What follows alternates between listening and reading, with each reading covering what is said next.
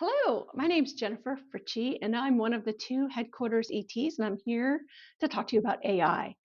We hope in the future to talk more about how to use AI with your students and with educators specifically in helping students. But today we're going to be talking about how to use AI to lead. So, how are you using AI for administrative and productivity tasks at the school level, district, region, and headquarters? So there's a quote that Dwayne Matthews makes that's just really on point in that it reminds us that the humans have to be in the loop when it comes to AI. And the quote reads, "The future of education is human-led, purpose-driven, and technology augmented." So when we think about AI, think about the electric scooter. It's great in that it advances the human who has their hands on a handlebar and is in control. They're in the driver's seat, and it expends less energy for the human. It saves time. It gets you there faster. It's a great tool, right? But the minute the human steps off, it becomes ineffectual. And we need to think about that with AI and how we use it. The human's always got to be in the driver's seat and in control and a core part of the usage. So first, we want to talk about what are the apps that we can use here in Dodea as staff. Well, we're really grateful that about a couple months ago in September of 2023, HQIT approved Bing Chat Enterprise for us, which is awesome.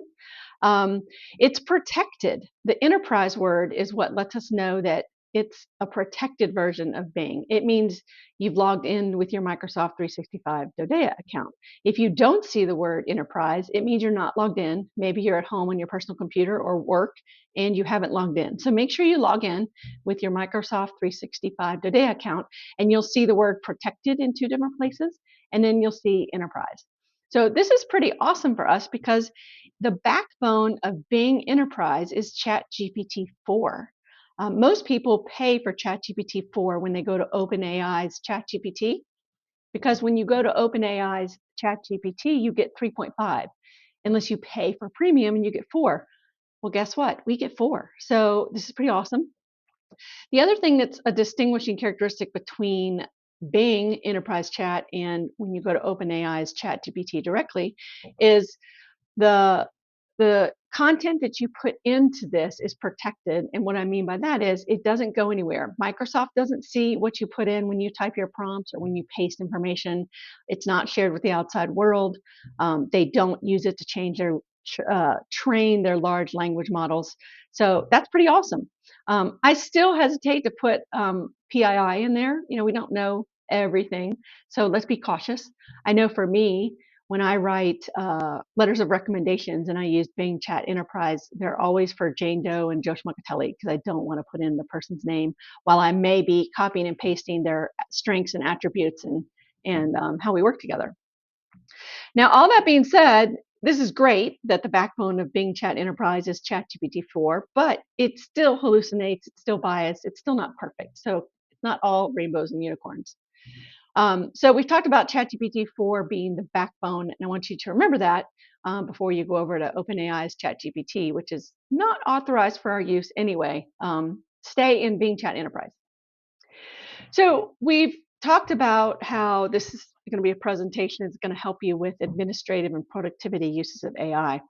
Think of AI as your enthusiastic intern.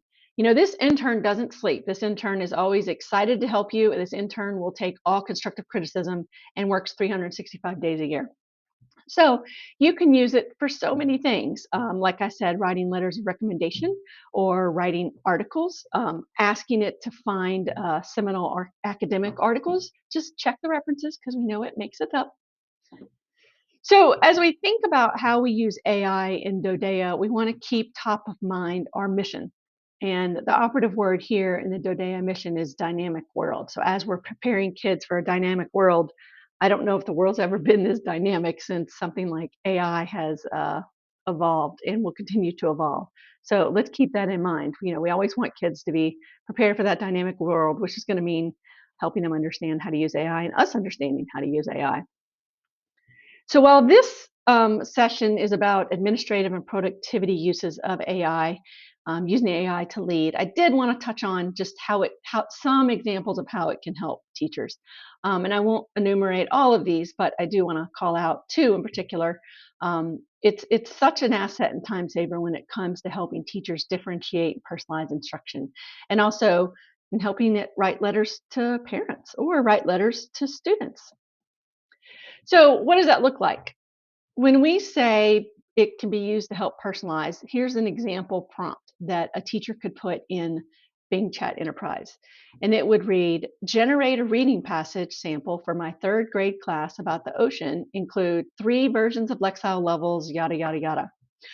Or if I'm asking it to help me with a letter, I might say, draft an email to parents asking them for their support to volunteer in whatever activity it is you're looking for. So while it's fabulous that we have Bing Chat Enterprise and it can be a true time saver, we also need to be cognizant that there are some issues in terms of um, it generates false things. It's called hallucinations. It's also biased. And we also can be concerned that students may over rely on it, right? And plagiarize. So we have to be honest about those pitfalls. So we've talked about the apps that Dodea staff can use that are approved for use, but I want to talk about what apps students can use. And so you know that we're not allowed to use any apps that are not on our approved cloud resource list if they transfer PII, so if a login is required. If there's an AI site out there that doesn't require logging in and you're not transferring PII, it's still approved for use, just like any other math site or ELA site. You can use it as long as no PII is transferred. It doesn't have to be on our approved list. Well, as you can see, most of these apps are not accessible to our students because you have to be 18 years or older to be able to access per the terms of use from each of the vendors, ChatGPT and Bing. However, as of last week, Google changed their restrictions from 18 years old to 13 years old.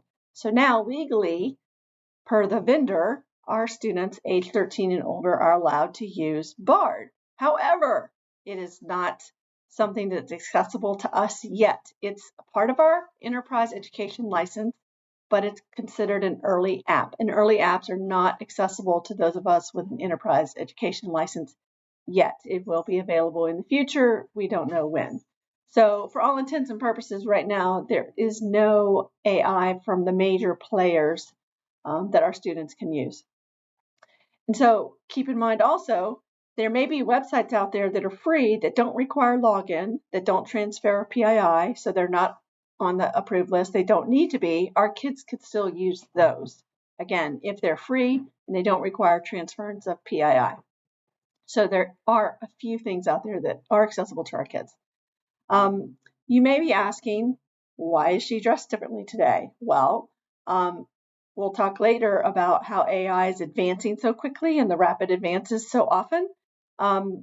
Since I recorded this session a few days ago, now there's changes per Bard's lessened restriction on the age. So I had to re-record this in an effort to keep it accurate. So thank you for your understanding.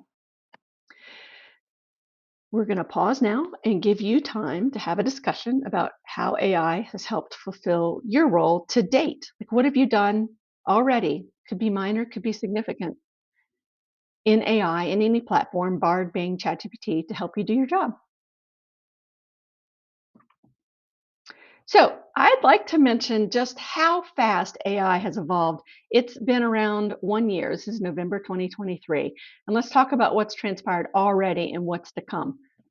So when ChatGPT was born, November 2022, it was a version 3.5. And as you can see here, it did pretty well on some basic standardized tests. Then about 6 months later, ChatGPT 4 comes out and blows those national tests out of the water. Then in September of 2023, ChatGPT came out with some functionality that its premium subscribers can use. They say that it will be available to everyone for free in the future, but for people like me who are too cheap to pay for it, I can't access it. But we will all be able to access it in the future. And it's okay that you can't now. The point of this is just to talk to you about how fast things have evolved and how the functionality is continuing to change daily, monthly, weekly. So right now, this new functionality will allow you to take a picture wherever you are. So for example, you're a tourist in Paris and you take a picture of the Eiffel Tower. it can guide you through a verbal conversation. You can have a back and forth verbal conversation with ChatGPT on the Eiffel Tower. You can take a picture of your refrigerator contents and ask ChatGPT, what should you cook for dinner? Generate a shopping list, come up with a menu, and so on. You can take a picture of your child's homework they bring home from school that you don't remember how to help them do, and ask ChatGPT to coach you through helping your student, your child. This fourth functionality I'll let speak for itself.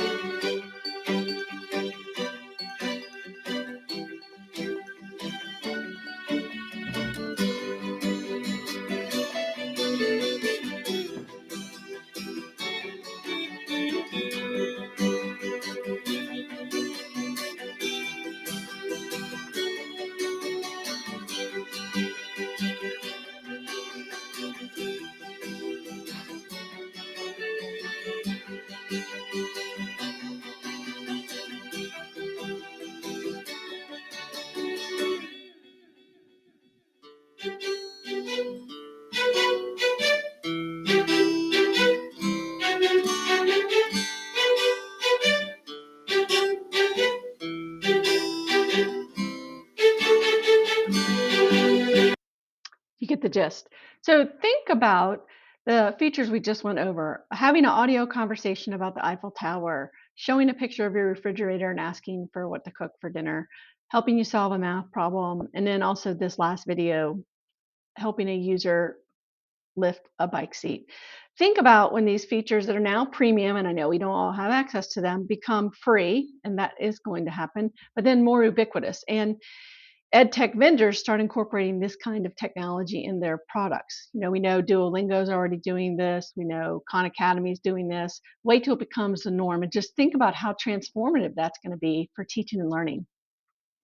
And then now we know that ChatGPT 5 is coming and it will be indistinguishable from humans. And so a lot of people are freaking out. Maybe I might be one of them. But I think it's very exciting too. And so we have a lot of folks, and I've heard them here in Dodea say, well, our teaching jobs are going to be eliminated. And I don't agree with that. I think it's not our jobs are being eliminated, but the people who know how to leverage the power of AI may be out for your jobs.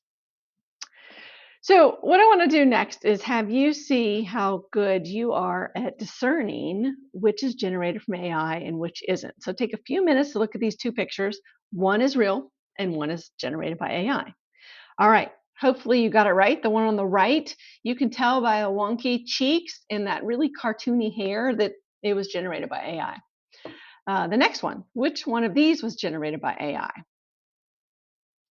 Take a few seconds, and the right one again. So the spaghetti is really perfectly formed, and unless you're at a Michelin star restaurant, I doubt it's going to look like that. And also the shadow's not really that accurate. And while most of you probably weren't able to get that right, you're in good company because the AI detectors that are made to be able to detect if AI generated the artwork also get it wrong. And while I make that point, I also want to call out the fact that most of the AI detectors that are to determine if text is generated by AI also get it wrong. Stanford's done studies where over 50% of them got it wrong and falsely accused the human from generating the text. So we need to be really careful as educators if we put all our eggs in this basket and we use this as a tool to discern whether the student created the work or AI. The other thing about that is, AI keeps evolving, and as soon as a detector gets any good, someone can go Google, how do you beat ChatGPT detector? And they're going to get 22,000 videos on how to beat it. So we're always going to be trying to play catch up. And I think we're remiss if we rely on these detectors. So now we're going to shift gears and talk about how to write a prompt. And you will be taken into breakout groups and based on your comfort and ability. But first I want to go over a formula that I think is really powerful. These are components that are really good to include whenever you write a prompt. You don't have to include all of them, but think of each of these components when you write a prompt, because you know the adage less is more. Well, in AI, more is more. So in this formula, we've got the first component is format and length. So in the example we have here, write a 200-word email. Now we look at action. In this example, demonstrating the advantages of technology for instruction.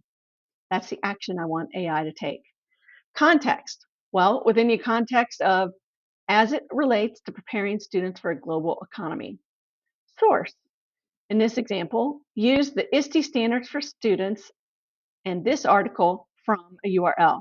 Now notice I didn't have to copy and paste the ISTE standards for students in here. AI finds it and pulls it in. And I included a URL. You don't have to do both, but I wanted you to see that both are an option. Audience. So in this case, this email is to parents of a 9th grade student, and in tone and style, friendly and professional. So again, you don't have to use all of these components, but they're a really good start when you're first getting going.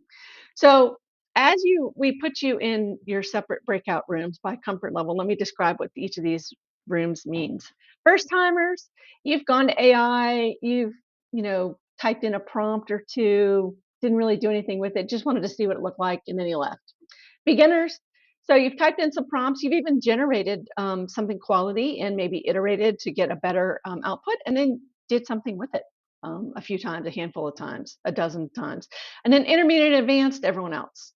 And so what I'd like to do before you go into your respective breakout groups is walk through the tips from each of these subgroups, and then you will be able to practice them on your own.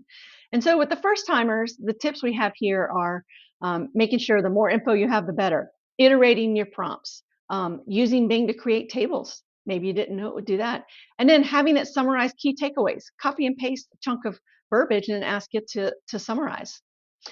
You're all going to be given a link to this SharePoint document here. And when you click on this URL, it'll take you to a SharePoint document that has all of these tips that you're looking at the screen right now. And with each of these, we're in the first timers right now. You'll see the tips at the top. So here are the 4 tips I just went over. And then under each is an example for you to practice. So let's say we wanted to practice on the first tip about creating a table. There's an example that we can do to create a rubric or meeting agenda. And then underneath this, you have your practice prompts. So you would copy and paste this verbiage, create a rubric for a seed growing project with each row graded on a 1 to 4 scale. Copy that, paste it into Bing, and see what happens. And this is how you're practicing writing prompts. And then try the other ones. So then beginners, your tips are specifically direct the model to be more creative or out of the box, guide it towards specific features that you want it to explore and extract, and again, have it iterate. Again, same document you'll link to has this tip for each one of the beginners, an example, and then prompts that you can copy and paste.